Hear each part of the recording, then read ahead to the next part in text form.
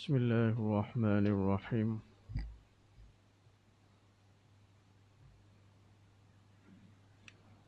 السلام عليكم ورحمة الله تعالى وبركاته. الحمد لله وكفى، وسلام على عباده الذين اصطفى. أما بعد، أعوذ بالله من الشيطان الرجيم. بسم الله الرحمن الرحيم. يا أيها الذين آمنوا اتقوا الله كونوا مع الصادقين. سبحانك لا علم لنا إلا ما علمتنا إنك أنت العليم الحكيم. ولا حول ولا قوة إلا بالله العلي العظيم. اللهم صل على سيدنا محمد وعلى آل سيدنا محمد وبارك وسلم. اللهم صل على سيدنا محمد وعلى آل سيدنا محمد وبارك وسلم. اللهم صل على سيدنا محمد وعلى آل سيدنا محمد وبارك وسلم. Alhamdulillah, tuan-tuan muslimin muslimat, hafizakumullah. Alhamdulillah, Allah Ta'ala bagi taufik kepada kita malam ini untuk kita berkumpul mengikuti slot pengajian tasawuf, kitab yang bernama Penawar Bagi Hati. Sememangnya hati kita ini perlukan penawar daripada Al-Quran dan Sunnah dan kata-kata hukama, yang mana pada bulan lepas kita telah pun menghabiskan bab yang ketiga pada menyatakan marah. Dan insyaAllah ta'ala pada malam ini kita akan masuk kitab jawinya pada muka surat 38 dan kitab ruminya pada muka surat 97. Kitab rumi 97, yakni pada bab keempat pada menyatakan dengki. Qala al-musannif rahimahullahu ta'ala wa nafa'ana bihi wa bi'ulumihi fid darain. Telah berkata musannif kitab Syekh Abdul Qadir Al-Mandili ini, semoga Allah bagi manfaat daripada ilmu beliau kepada kita dunia dan akhirat. Bermula dengki itu, iaitu mencita-cita akan hilang nikmat daripada orang lain, sama ada nikmat dunia atau nikmat agama. Jadi dengki ini dia letak takrif di sini, iaitu mencita-cita akan hilang nikmat daripada orang lain. Tak kiralah sama ada nikmat itu nikmat dunia ataupun nikmat agama, itu dengki. Tak boleh tengok orang lain lebih pada kita. Tak boleh tengok orang lain hebat pada kita. Kemudian pula hebat itu tak kiralah baik dari segi dunia. Nampak dia lebih pakai kereta pada kita. Ya, kita ada saga, dia ada wajah. Kita ada wajah, dia ada persona.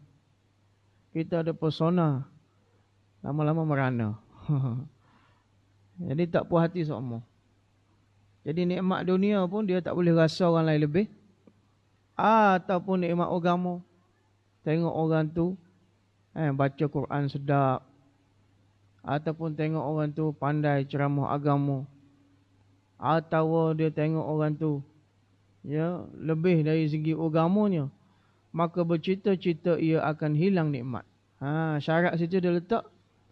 Dia dengki bukan semata dengki, malah dia dengki kalau boleh nikmat yang dapat kepada orang tadi, luputlah nikmat tadi.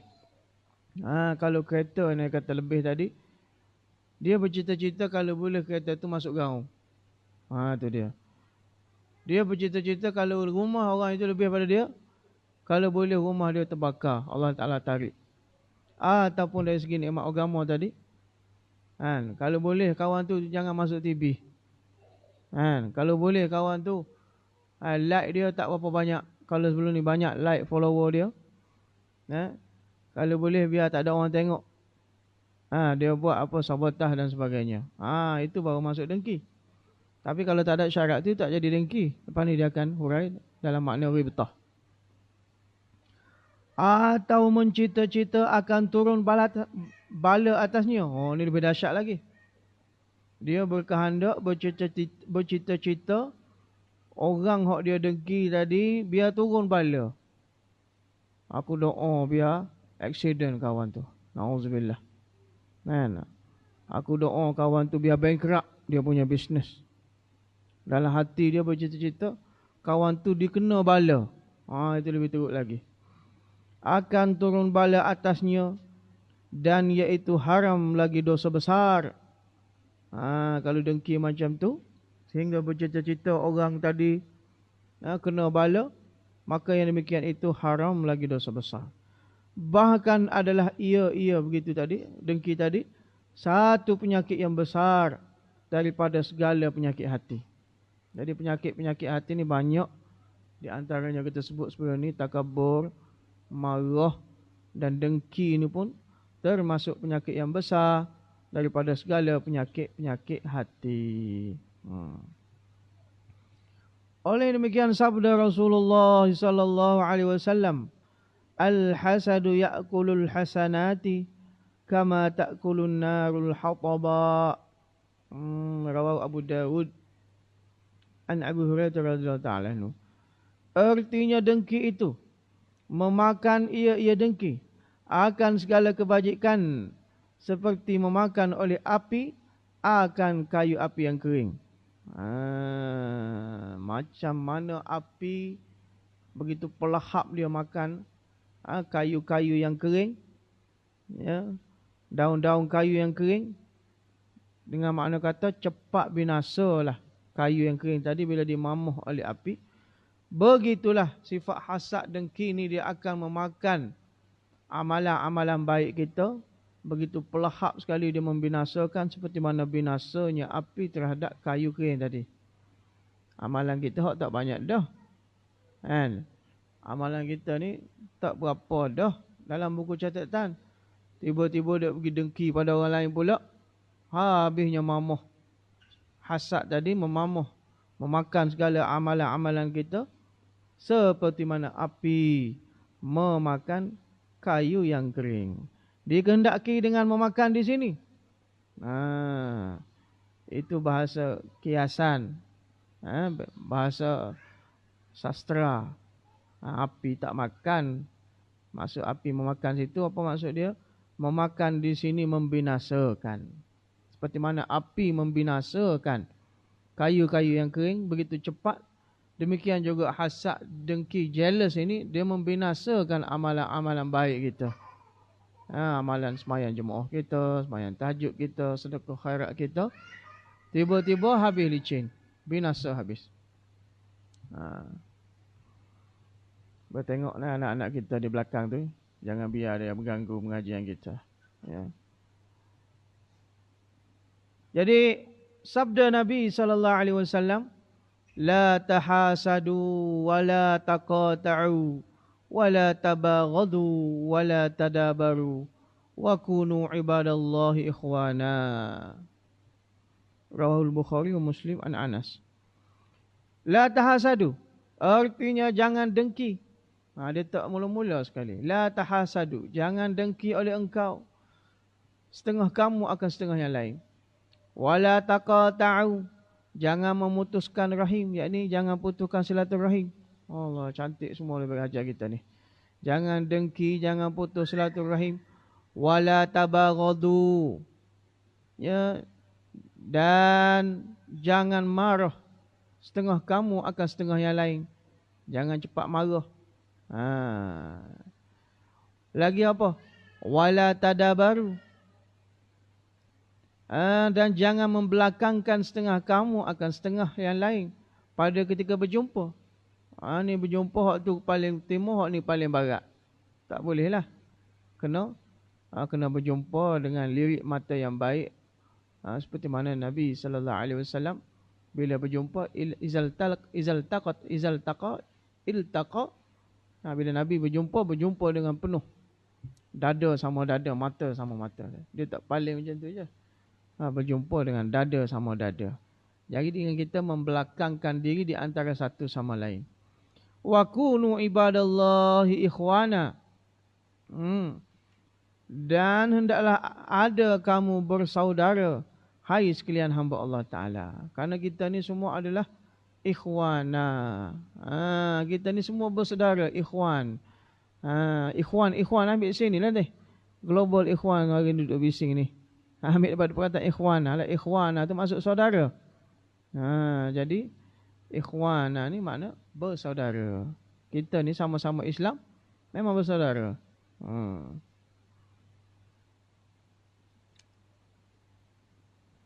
Maka dia kata, dan bersabda ia Nabi SAW, dabba ilaikum da'ul umami qablakum al-hasadu wal baghdha al-hadis.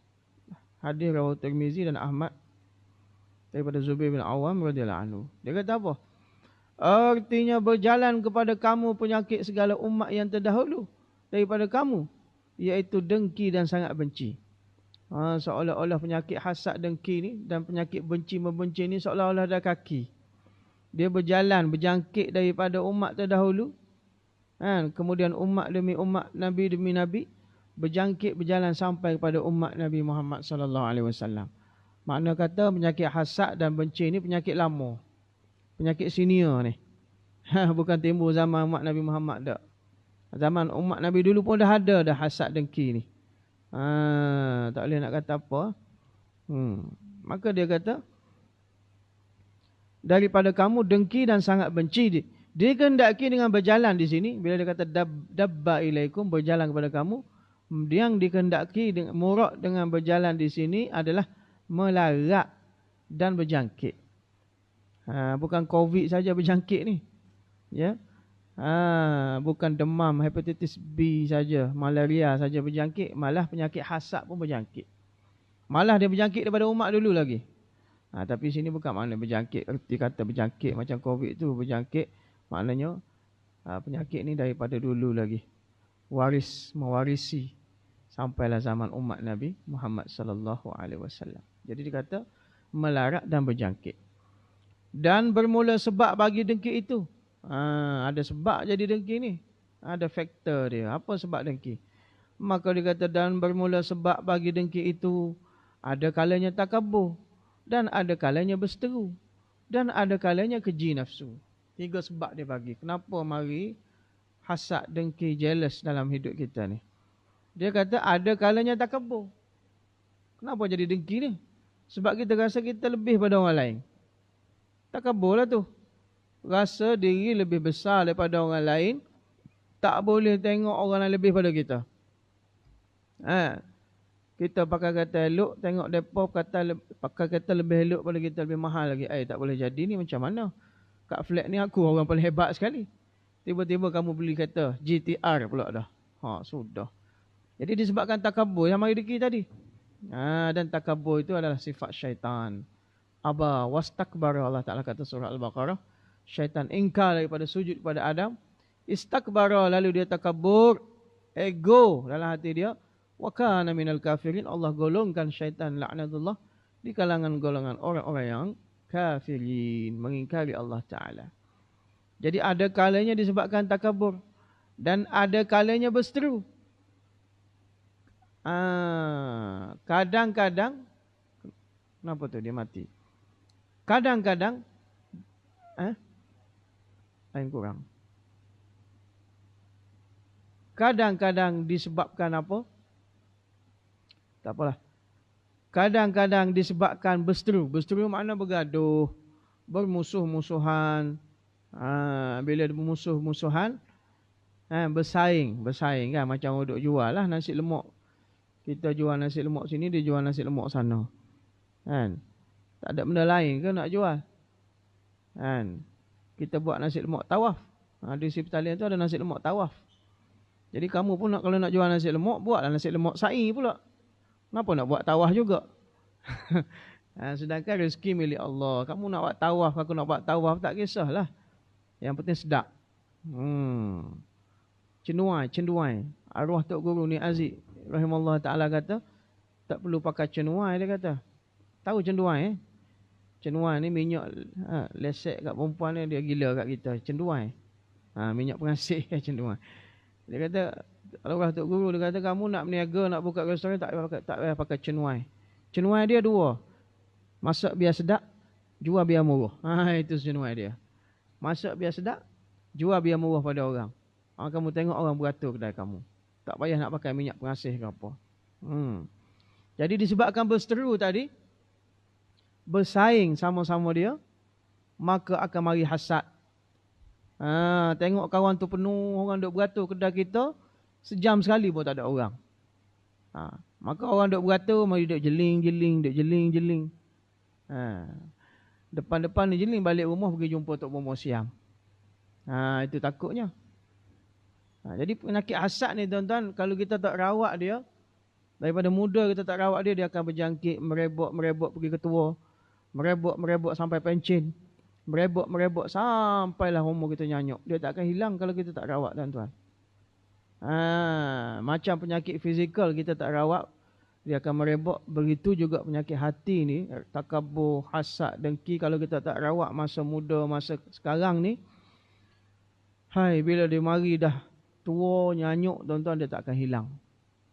Lama-lama dia berdengki dengan anak sendiri, dengan cucu sendiri. Jadi banyak tuan-tuan. Jadi yang kedua, disebabkan berseteru. Dan ada kalanya keji nafsu. Nombor 3 tu memang nafsu keji lah. Jenis penyakit. Penyakit hati. Tak boleh tengok orang senang. Dengki, hasad pada orang lain. Kerana apa? Keji nafsu dia. Dan kerana kikir ia dengan nikmat Allah. Kerana tamak dengan nikmat Allah. Kikir dengan mana tamak? Tamak dengan nikmat Allah. Tak cukup 1 nak tambah 2. Tak cukup 2 tambah 3. 1 lembah yang dipenuhi dengan emas, kata hadis Nabi sallallahu alaihi wasallam. La atamanna dia berkeinginan untuk memiliki wadian akhar, lembah yang kedua yang dipenuhi dengan emas. Sekiranya dapat lembah yang ketiga, nescaya dia berkeinginan untuk dapat lembah yang ketiga. Maka akhir sekali, kafat turab, cukuplah tanah kubur masuk dalam mulut dia. Barulah puas hati. Selagi mana tanah kubur tak masuk perut, maknanya selagi mana tak matilah. Selagi mana tak mati, tak akan puas hati. Memang sifat nafsu syahwat manusia ni tak akan puas. Jadi kalau kita tak rawat dia, kita tak tazkiyah dia lama-lama, tuan-tuan, dia tak akan puas. Sifat tamak tu. Jadi kerana kikir dan tamak ia dengan nikmat Allah Ta'ala, atas hambanya dengan ketiadaan tujuan yang baik. Tak ada tujuan yang baik. Dan tiada haram oleh ghibtah. Ni tajuk lain pula. Makna dengki yang kedua yang diberi nama ghibtah. Apa maksud ghibtah? Dan iaitu bahawa engkau mencita-cita akan nikmat yang seperti nikmat orang lain dengan ketiadaan hilang nikmat itu daripadanya. Tengok orang boleh mengaji, kita pun mari keinginan, alangkah bagusnya aku pun pandai mengaji macam dia, makhrajnya, tajwidnya, suara sedap taranumnya. Maka dia usaha belajar tajwid, makhraj, taranum tadi. Tanpa dalam hati ada niat, ya Allah, biarlah kawan tu jadi bisu, tak keluar suara. Tanpa ada orang lain kena bala tadi. Tanpa ada niat macam tu. Tanpa ada niat supaya nikmat dia ditarik oleh Allah Ta'ala. Kalau dari segi dunia pula, nampak kawan tu buat rumah baru, kan? Dia pun tak apalah, aku pun kena usaha keras juga supaya aku juga boleh buat rumah baru pada keluarga aku. Tanpa ada niat bahawa rumah kawan tu terbakar ke, rumah kawan tu ditarik oleh bank, lelong ke, tak ada. Itu dipanggil ghibtah. Itu harus. Ya, itu harus. Dibolehkan ghibtah. Dia beza sikit je. Kalau beza nikmat orang itu ditarik, dia jadi dengki. Tapi kalau kosong, dia pun nak buat macam tu juga, itu dia panggil sekadar motivasi saja, bukan dengki.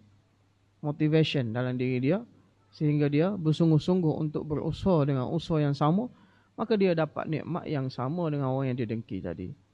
Dan tiada haram oleh ghibtah, dan iaitu bahawa engkau mencita-citakan nikmat yang seperti nikmat orang lain. Maknanya kita cita-cita juga. Kalau dia boleh kereta, kita pun boleh kereta juga. Tapi dengan ketiadaan hilang nikmat itu daripadanya. Dan harus bahawa engkau kasih hilang nikmat daripada mereka yang meminta tolong ia atas mengerjakan maksiat. Orang dia bersungguh-sungguh nak kerjakan maksiat. Sehingga dia contoh zaman kita ni, dia iklan dalam Facebook ke apa, dia nak buat konsert yang lara, perempuan seksi, kan. Kemudian dia minta tolong, siapa boleh buat sumbangan sikit, majlis kita di Ambang Merdeka tahun ini akan dihadiri oleh perempuan-perempuan seksi, lagi dangdut. Nampak terang-terang lah minta tolong atas maksiat. Itu tolong atas maksiat. Maka apa dia kata? Dan tiada haram, apa itu dia kata apa? Dia kata, dan harus bahawa engkau kasih, hilang kasih makna kamu suka, hilang nikmat daripada mereka yang meminta tolong ia atas mengerjakan maksiat. Dengan nikmat itu, boleh kita kata, kawan ni duduk iklan maksiat, mudah-mudahan kereta dia nanti kena curi. Tak apa. Sebab apa? Nikmat dia ada tu dia guna buat maksiat. Lebih baik nikmat dia ada tu hilang, supaya dia lumpuh daripada membuat maksiat. Itu boleh. Kita bercita-cita hilangnya nikmat yang ada pada orang yang meminta tolong, ataupun dia sendiri buat maksiat. Itu boleh. Maka dia kata apa? Dengan nikmat itu. Kerana, apa sebab dia? Kerana bahawasanya engkau sebenarnya bukan kasih, bukan suka akan hilang nikmat. Bahkan engkau kasih, engkau suka akan hilang maksiat. Kita tadi bukan suka supaya kereta dia hilang. Hakikatnya kita suka supaya maksiat hak dia anjur itu hilang. Itu dia. Bermula alamatnya, apa alamat dengki ni? Maka dia kata bermula alamatnya bahawasanya jika meninggalkan ia akan maksiat, nescaya tiada kasih engkau akan hilang nikmat padanya. Kita nak cam. Kita ni benci kepada orang ke benci pada maksiat? Bagaimana kita nak cam? Kita nak cam bila orang itu dah bertaubat daripada maksiat dia. Dia tak ada lagi buat maksiat, ataupun dalam contoh konteks saya beritahu, dia tak ada lagi iklan nak buat konsert dandut, perempuan seksi dan sebagainya, dah bertaubat dah. Dah hijrah dah. Dia dah berhijrah dah. Waktu itu kita benci tak lagi dia? Ataupun dengan kata lain, kita masih suka tak lagi kalau harta dia hilang? Kalau kita masih suka lagi harta dia hilang, walaupun dia dah bertaubat, makna kita benci pada batang tubuh, bukan benci pada maksiat. Sedangkan yang syarak nak pada kita adalah benci pada maksiat, bukan benci pada batang tubuh yang buat maksiat tu.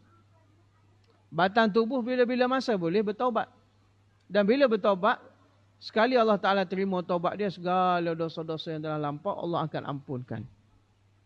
Tiba-tiba kita duk mengumpat lagi atas maksiat yang dia buat dan telah pun dia bertaubat, maka disebut mafhum hadis lain Nabi sallallahu alaihi wasallam, satu orang itu bila dia mengutuk, dia mengumpat terhadap dosa orang yang telah bertaubat, maka Allah Ta'ala tak matikan dia selagi mana dia sendiri terlibat dengan dosa tersebut. Fal'auzubillah. Sebab tu kita nak berhati-hati. Kan? Kita tengok dosa-dosa orang yang digembar-gembor viral dalam Facebook dan sebagainya, kita kena cek tu dosa tu tahun bila tu. 20 tahun lepas lagi. Kita tak tahu dia bertaubat tak bertaubat, kita duk gembar-gembor lagi. Takut-takut dosa yang dah bertaubat, last kali kena pada kita. Tak kena pada kita, kena anak cucu kita. Fal'auzubillah. Jadi itu alamat dia. Bermula alamatnya, tandanya bahawasanya jika meninggalkan ia orang yang buat maksiat tadi akan maksiat, nescaya tiada kasih engkau akan hilang nikmat padanya. Dan ketahui olehmu bahawasanya penyakit hati seperti dengki tiada ada ubatnya, melainkan dengan dicampur ilmu dengan amal. Makna tak ada jalan lain nak berubat ni. Tak boleh pergi hospital ni nak ubat dengki ni. Tak boleh jumpa tabib mana ni. Tak ada ubat dah, melainkan dengan makjun. Makjun apa? Makjun campur ilmu dengan amal. Seperti makjun dia kata. Dia ada campur. Obat campuran ilmu dengan amal. Baru boleh hilang dengki ni. Maka dia hurai satu-satu. Maka adapun ilmu itu, maka bahawa mengetahui ia orang yang dengki itu, akan bahawasanya dengkinya itu memberi mudarat akan dirinya sendiri. Tiada memberi mudarat ia dengki itu akan mereka yang didengki. Obat pertama kita kena ada ilmu. Ilmu apa? Kita kena tahu. Kalau kita dengki ni, perasaan dendam dengki kita akan bagi mudarat bukan kepada orang yang didengki. Malah dia akan bagi mudarat kepada apa? Kepada dia sendiri, tukang dengki itu. Itu kita kena faham. Mudarat makna memberi kerugian kepada tukang dengki. Bukan memberi mudarat kepada orang yang didengki. Bahkan tak dengar? Tutup dulu main sini, buka lain-lain. Selalu tak pernah buat hal.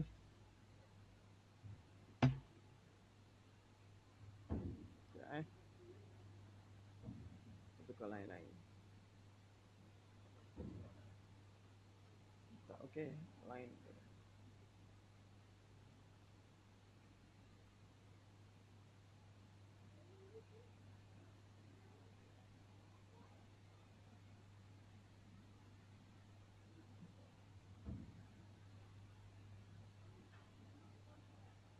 Management.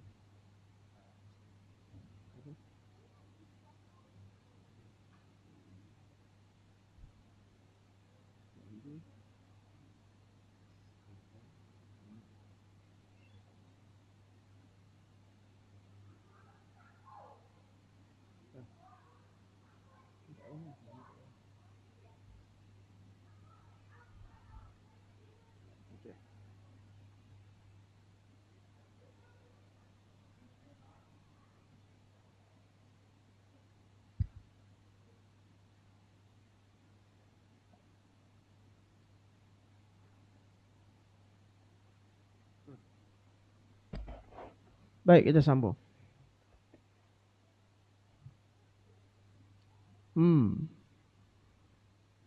Jadi obat untuk rawat dengki tadi, dia kata kena campur makjun apa? Makjun ilmu dengan amal. Ilmu itu apa dia kata? Maka adapun ilmu, maka bahawa mengetahui ia akan bahawasanya dengkinya itu memberi mudarat akan dirinya sendiri. Tiada memberi mudarat akan mereka yang didengki. Kalau kamu dengki jealous pada orang lain, dia akan bagi mudarat. Dia akan bagi apa? Kerugian kepada diri kamu sendiri. Kamu duk simpan dengki pada orang, duk membengkak dalam hati kan, dendam tadi. Lama-lama dia mari stres. Lama-lama mari jantung lah tuan-tuan. Tu ramai kena jantung hari ni. Jadi mudarat kepada diri sendiri, bukan kepada orang yang didengki. Bahkan memberi manfaat ia akan dia. Malah orang yang kamu dengki tak bagi manfaat pula kepada dia. Lagu mana bagi manfaat?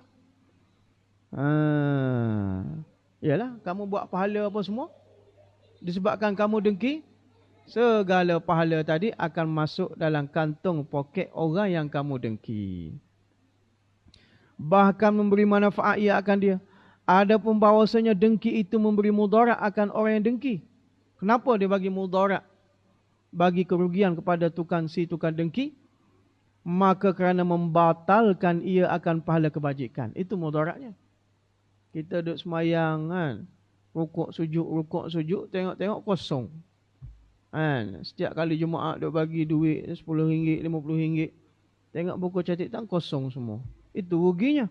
Mudarat kepada kamu kerana ia membatalkan ia akan pahala kebajikannya. Seperti yang tersebut pada hadis yang pertama. Seperti mana kita sebut hadis yang pertama tadilah. Hasad memakan amalan seperti mana api memakan kayu yang kering itulah. Tambahan lagi, mensebabkan oleh dengki itu akan murka Allah Ta'ala. Itu ruginya. Mudaratnya Allah Ta'ala akan murka pada kita. Bila kita hasad dengki pada orang, Allah murka kepada kita akan orang yang dengki itu. Kerana murka ia Allah Ta'ala akan qada. Kerana murka ia si tukang dengki tadi akan qada Allah Ta'ala. Kita marah orang lain lebih pada kita, seolah-olah kita marah takdir Allah Ta'ala di atas orang tadi. Kenapa? Segala yang berlaku itu adalah ketentuan Allah Subhanahu Wa Ta'ala semenjak azali. Itu akidah kita. Ta'alluq tanjizi qadim, dia kata. Allah Ta'ala tentu semenjak qadim lagi.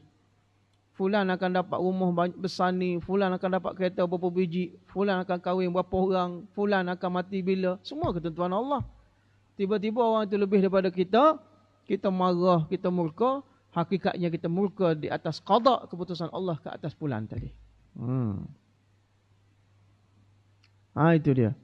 Murka Allah Ta'ala akan orang yang dengki itu. Kerana murka ia orang dengki itu akan qada, yakni keputusan Allah Ta'ala. Dan kikir ia, yakni tamak ia orang dengki tadi, dengan nikmat Allah Ta'ala yang meluaskan ia akan dia daripada perbendaannya atas hambanya. Nak tamak apa? Harta orang yang Allah Ta'ala luas pada orang lain, kamu nak tamak apa lagi? Itu keputusan Allah ke atas dia. Jangan kamu dengki. Ini mudarat. Ini mudarat pada agamanya. Maknanya kalau amalan kita tidak diterima Allah, kosong habis, itu mudarat dari segi agama. Ada pun mudarat dengan dengki itu pada dunianya pula. Dari segi dunianya apa? Mudarat. Maka bahawasanya orang yang dengki itu senantiasa ia orang yang dengki itu dalam duka cita yang berpanjangan. Tak puas hati semua.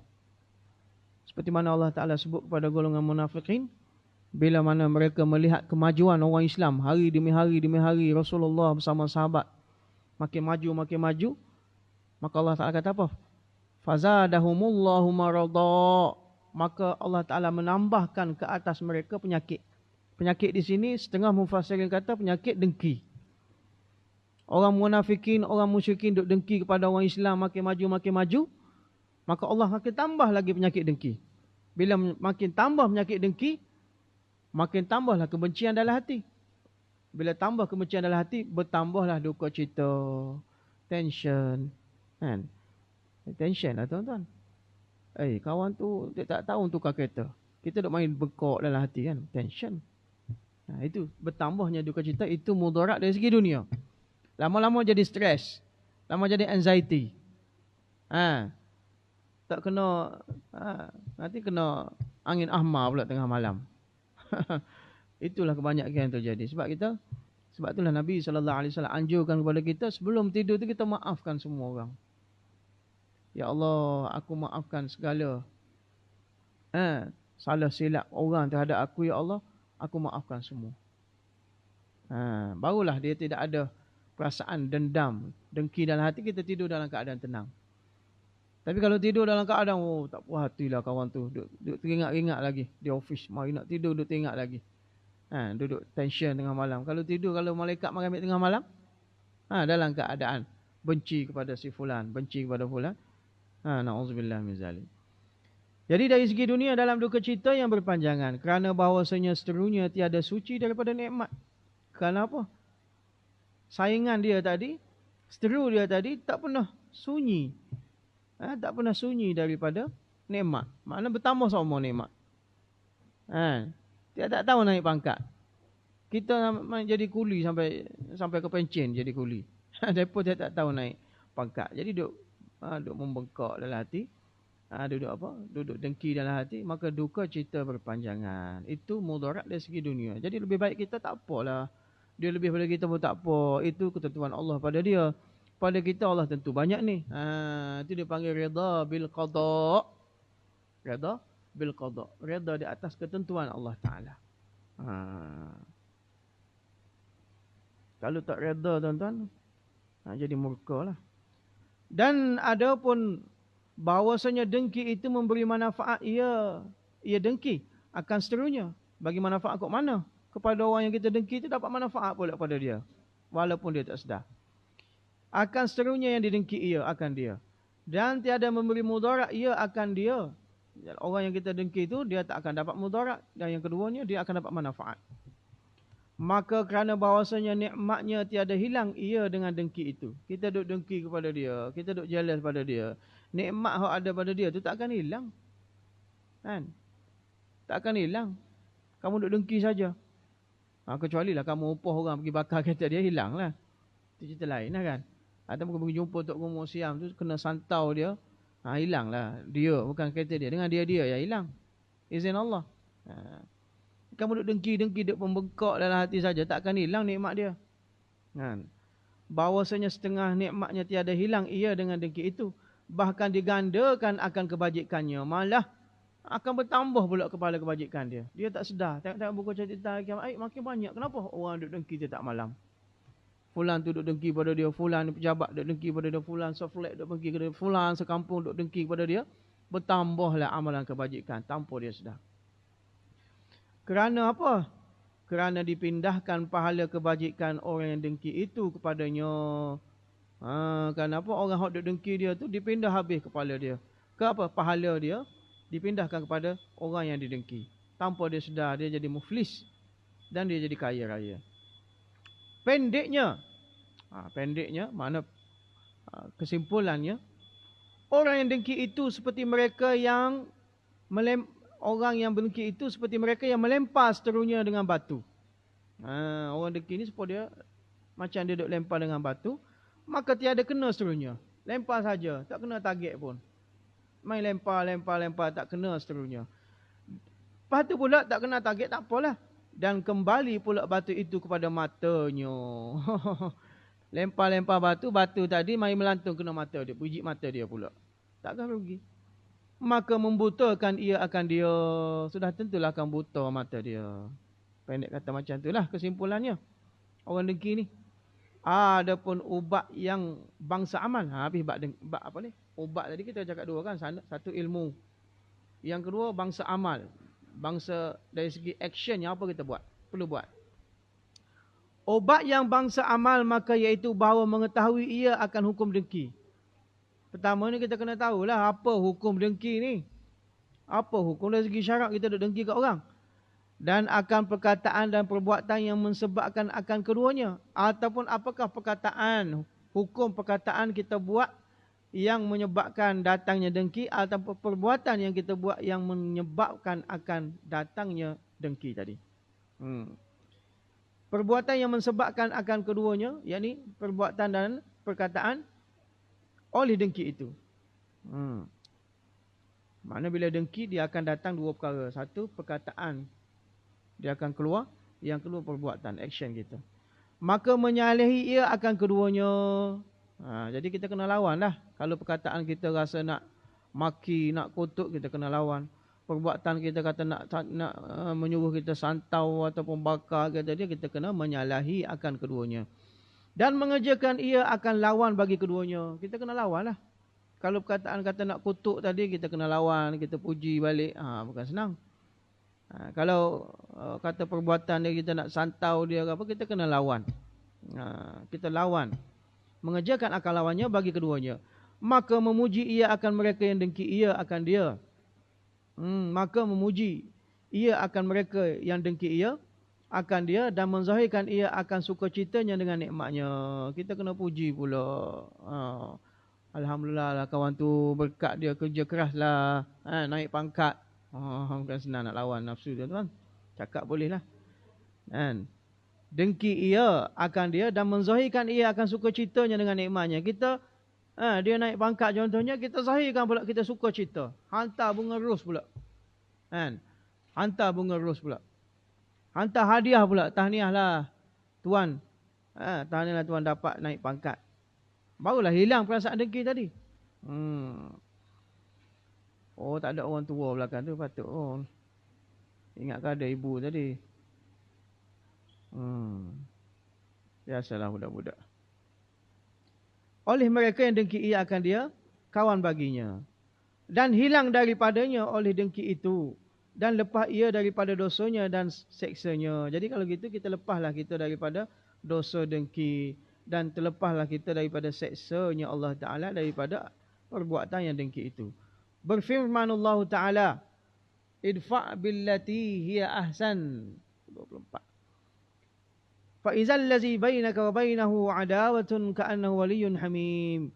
Artinya, idfa'. Tolaklah olehmu dengan perkara yang lebih elok. Billati ahsan. فَإِذَا الَّذِي بَيْنَكَ وَبَيْنَهُ. Bila kita solutionkan, selesaikan masalah kita dengan cara yang baik. Baik bab dengki, baik bab takabur, baik bab bergaduh, bab apa. فَإِذَا الَّذِي بَيْنَكَ وَبَيْنَهُ. Maka lama-lama jadi apa? Maka tiba-tiba orang yang antara engkau dan antaranya perseteruan itu seolah-olah jadi apa? Kawan yang hampir, waliyun hamim, kawan yang karib. Jadi tadilah Orang yang kita dengki, kita rasa jealous dalam hati dia, tiba-tiba kita puji dia, kita buat kawan, kita bagi hadiah, hantar wish di atas kenaikan pangkat dia dan sebagainya.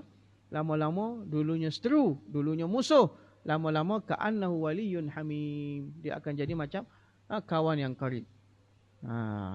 Nak tahu, try cuba. Memang panah lah mula-mulanya, tapi cuba buat, lama-lama jadi kawan baik.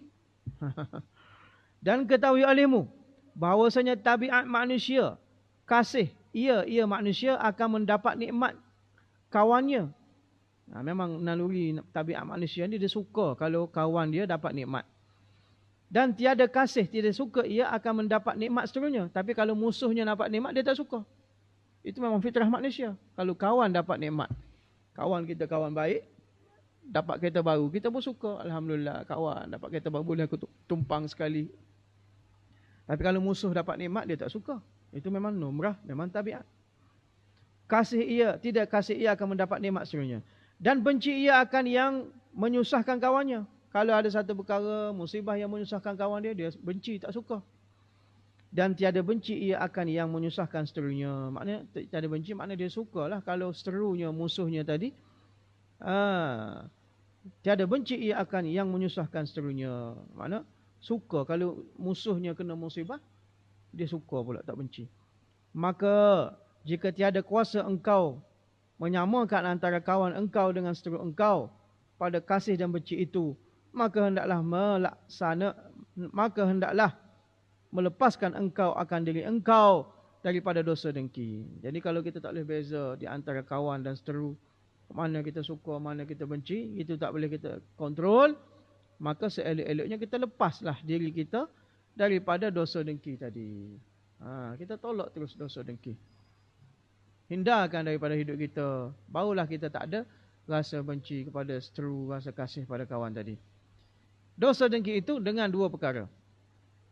Kita kena lepaskan dosa dengki itu melalui dua perkara. Yang pertama, bahawa tiada engkau zahirkan akan dengki itu dengan lidah engkau.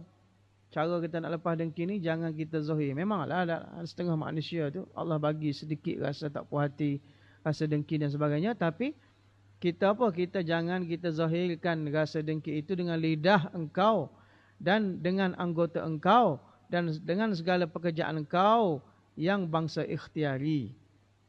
Jangan kita nampakkan dengan perkataan kita ni, sindir ke? Orang baru dapat kereta baru, ni mesti mahal bulan-bulan ni. Sindir. Tak puas hati dengan perkataan. Ni berapa bulan hutang ni? Ni hutang riba ke tak riba ni?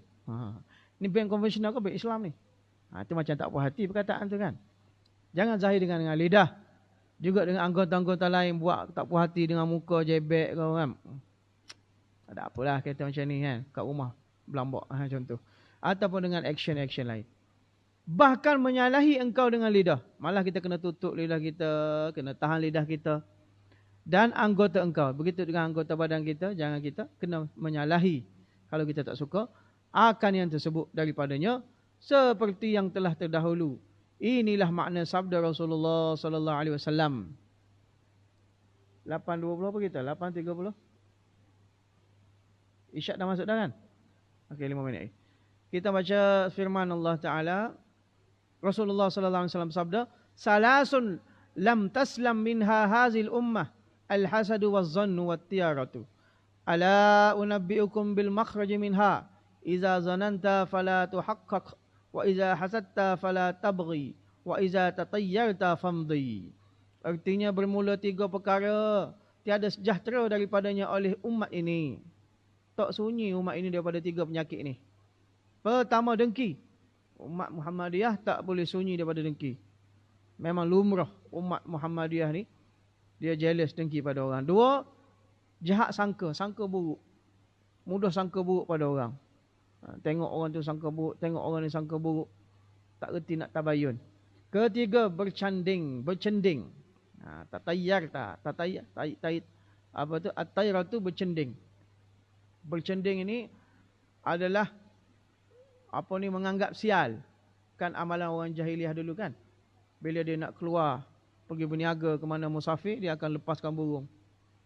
Daripada keadaan burung tu keluar atiyar tu. Burung tu kalau terbang belah kanan, segala pekerjaan dia nanti akan jadi untung. Orang Cina kata apa? Ada ong. Tapi kalau burung terbang belah kiri, habis langsi dia kata. Mati habis. Itu suwe. Suwe. Itu orang Arab dulu. Dia panggil atiyar tu. Bercending. Bahasa Patani dia panggil bercending. Adakah tiada aku khabarkan akan kamu dengan tempat keluar daripadanya? Bagaimana kita nak keluar? Exit plan daripada hasad, sangka buruk dan bercending ni. Maka bersembahlah sahabat. Mana sahabat tanya Rasulullah. Khabarkan olehmu, hai Rasulullah. Maka Rasulullah sallallahu alaihi wasallam bersabda, ya, apabila engkau menyangka engkau akan sangka yang jahat, sangka yang buruk, maka jangan engkau tahqiqkan. Bila kita tersangka buruk pada orang, jangan pergi lebih dekat lagi. Jangan pergi lebih dalam lagi. Jangan tahqiq, mana jangan kamu jadi spy lagi. Jangan kamu masuk lebih dalam lagi. Setakat sangka buruk, astagfirullahaladzim, cukup. Ni tengok kawan tu sangka buruk, makin tengok, makin panjang tengkuk. Makin mencari-cari. Nabi kata, kalau kamu tersangka buruk, jangan kamu tahqiqkan. Jangan spy. Artinya jangan engkau kerjakan akan yang dituntut bagi sangka itu. Tuntutan sangka buruk itu dia suruh kita apa? Pergi tengok lagi, cek lagi. Follow lagi, tengok lagi lebih dekat. Itu tuntutan dia, tapi kita tahan. Maka janganlah engkau tahqiqkan bagi sangka itu. Bahkan hendaklah engkau terhenti daripada memutuskan dengan sangka engkau itu. Kita kena berhenti terus. Sangka buruk kata kita kena cek lagi, masuk dalam lagi, kita tahan diri kita. Dan daripada mengerjakan akan yang dituntutkannya. Dan apabila engkau dengki, maka jangan engkau melampaui. Dengki itu normal orang dengki itu, tapi jangan ikut perasaan dengki itu. Jangan kita melampau dalam dengki kita itu. Apa maksudnya? Artinya jika mendapat engkau dalam hati engkau akan sesuatu daripada dengki, maka jangan engkau kerjakan dengan dia.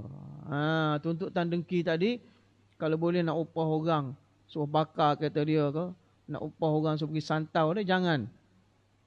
Jangan dia ikut hati sangat. Jangan ikut perasaan sangat. Tadilah pergi kepada, tilik kepada qada Allah, keputusan Allah semenjak azali lagi. Allah tentu dah dia lebih pada kita, tak apalah. Kita tak sampai masa lagi, mungkin Allah Ta'ala tentukan kita lepas ni. Kita sabar. Jangan ikut tuntutan dengki tadi. Dan apabila bercending engkau, maka lalu olehmu kepada tujuan engkau. Bila mari, biawak melintah. Orang Melayu kata apa? Kalau biawak melintah, zaman dulu-dulu. Ada sial. Dia kata, famdi, lalulah kamu. Pergi je, tak ada apa pun. Biawak ke, babi ke melintah, tak kisah. Itu mengarut semua kan. Dia kata, pergilah kamu, lalulah oleh kamu pada tujuan engkau. Dan jangan engkau kembali seperti memperbuat akan dia oleh ahli jahiliyah. Jangan buat macam orang ahli jahiliyah tadi. Menceritakan akan ini hadis oleh Al-Hafiz Abdul Rahman bin Amr Al-Asfahani daripada Al-Hasan Basri. Hadis ini dinamakan hadis mursal. Apa maksud hadis mursal? Iaitu mengangkatkan akan dia oleh tabi'i kepada Nabi SAW.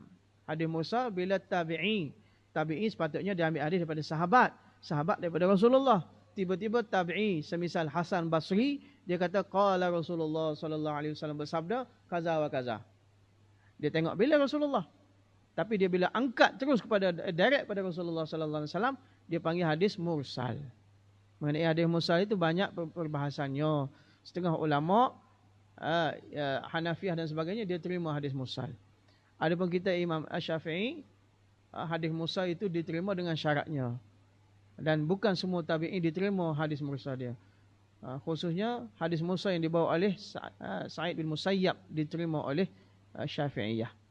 Dan dengan syarat-syarat yang lain, muafiq dengan perbuatan sahabat dan sebagainya. Wallahu ta'ala alam. Kita berhenti situ dulu. Bertanda lah. Mengangkatkan dia oleh tabi'in kepada Nabi SAW. Dan yang kedua, sambung situ. Nak habis lagi? Nak habis tak apa, kita takut orang sini nak ada kerja lain je. Cuti hari ni. Okey, kita boleh habis. Boleh insya-Allah. Yang kedua, bahawa benci engkau daripada diri engkau akan kasihnya hilang nikmat Allah Taala. Kita kena ada perasaan benci pada diri sendiri. Sekarang ni kita tak benci orang lain banyak. Payah nak benci diri sendiri. Dia panggil malamah diri sendiri. Kutuk diri sendiri. Pernah tak kutuk diri sendiri? Kan? Kau ni tak padang dengan kutuk dalam cermin. Malamah itu sahabat buat. Sahabat dia banyak kutuk diri sendiri. Kita banyak kutuk orang lain. Malamah dia panggil. Jadi dia kata, bahawa benci engkau daripada diri engkau akan kasihnya hilang nikmat Allah Ta'ala daripada sekalian hambanya. Jadi kita kena rasa benci kalau kita ada perasaan supaya hilang nikmat daripada orang lain. Maka apabila menyertai oleh benci engkau yang disebabkan oleh agama, dengan suka engkau akan hilang nikmat yang disebabkan dia oleh tabiat, nescaya tertolak daripada engkau oleh dosa suka engkau itu. Dosa suka itu akan habislah bila kita benci terhadap perkara tersebut. Dan tiada diwajibkan atas engkau mengubah akan tabiat. Allah tak wajibkan kita mengubah akan tabiat. Tabiat apa? Tabiat kerana tiada kuasa engkau atas pada kebanyakan kelakuan. Mari perasaan dengki itu bukan ikhtiar kita. Mari perasaan dengki itu kan. Tapi jangan kita ikut perasaan dengki itu. Itu ikhtiar kita. Mari sangka buruk tu kadang-kadang. Itu bukan ikhtiar kan. Mari, buat apa api tangga ni? Mari perasaan buruk. Tapi jangan duduk lebih-lebih. Itu dia ikhtiar kita. Itu dia. Kerana bahawasanya tabiat itu tiada dapat mengerasi akan dia. Tabiat itu tak boleh paksa kita. Melainkan mereka yang putus penilikannya daripada makhluk. Melainkan dia, dia ni orang tawakal tinggi lah. Dia tak lihat, tak tilik pada makhluk dah. Dia tilik hanya pada Allah Subhanahu Wa Taala saja. Tadilah dia tengok pada keputusan Allah. Tak adalah dengki. Allah putus dia macam tu dah lebih daripada kita. Kenapa kita nak dengki? Bahkan mengetahui ia, orang yang dengki tadi, dengan yakin akan bahawasanya yang mempunyai nikmat itu tiada sunyi daripada bahawa ada ia isi api neraka atau ada ia isi syurga. Orang yang kita dengki tu kita kena tahu, dia pun tak lepas daripada dia ni sama ada penduduk syurga ataupun penduduk neraka. Sama dengan kita. Kita pun tak confirm lagi ahli syurga ke apa. Maka jika ada ia isi api neraka, kalau orang yang kita dengki itu dia ada isi api neraka, maka tiada memberi manfaat akan dia oleh nikmat itu. Nikmat dia boleh banyak sekali mana pun, tapi kalau nikmat kereta ke rumah ke, kalau dia guna dalam maksiat pada Allah Ta'ala, nikmat tadi akan bawa dia kepada neraka. Maka tidak ada manfaat pun nikmat dia. Kalau dia isi api neraka. Dan jika ada ia isi syurga, maknanya kalau dia ni penghuni syurga, maka tiada ada nisbah antara nikmatnya itu dengan nikmat syurga. Apa nak banding sekadar nikmat kereta GTR, sekadar nikmat rumah banglo, nak bandingkan istana dalam syurga. Nisbah istana dan nikmat dalam syurga. Tak ada bandingan juga. Kita kena tengok situ. Dengan nikmat syurga, bahkan melihat ia akan sekalian makhluk itu hamba bagi Allah Ta'ala. Kita kena tilik setiap orang itu merupakan hamba bagi Allah Ta'ala. Dan Allah Ta'ala itu kekasihnya. Maka kasih ia Allah Ta'ala akan mereka itu. Kerana mereka itu hamba bagi kekasihnya. Ya Allah Ta'ala. Dan kasih ia bahawa nyata bekas nikmat kekasihnya atas sekalian hambanya. Wallahu ta'ala alam wa ilmuhu atam. Habis juga malam ni. Alhamdulillah. Dan bulan depan kita akan masuk yang kelima pada menyatakan kikir dan kasih akan harta. Wallahu ta'ala alam wa ilmuhu atam. Allahumma faqihna fid din wa alimna at-ta'wil wahdina ila sawa'is sabil. Rabbi zidna ilma warzuqna fahma. Allahumma nawwir qulubana bi'ilmik wasta'milna badanana bi ta'atik bi rahmatika ya arhamar rahimin. Sallallahu ta'ala sayyidina habibih Muhammadin nabiyil ummi wa ala alihi wa sahbihi ajma'in bi rahmatika ya arhamar rahimin. Walhamdulillah. Qabbalallah.